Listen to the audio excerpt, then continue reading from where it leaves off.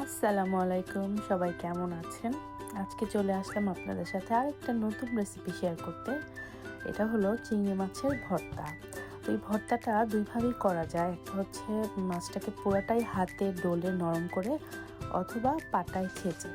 হ্যাঁ, আজকে আমি করব পাটায় ছেঁচে, তাহলে একটু হাতের উপর প্রেশারটা কম পড়ে।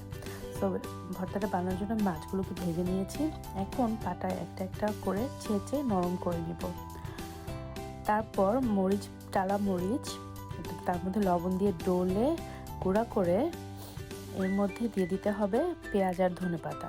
এই তো মরিচটা ডলা হয়ে গেছে। এভাবে ডলে না নিলে মানে পেঁয়াজটা লাল হয় না।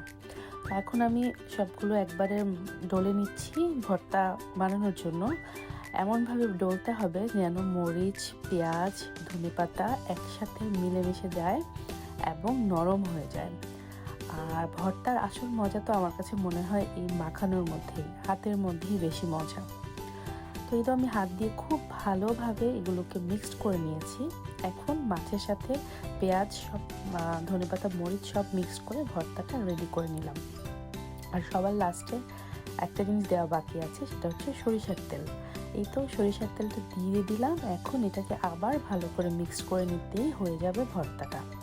সব মিক্সড হয়ে গেছে। তারপর আমি গোল গোল করে 3টা ভাগ করে নিয়েছি।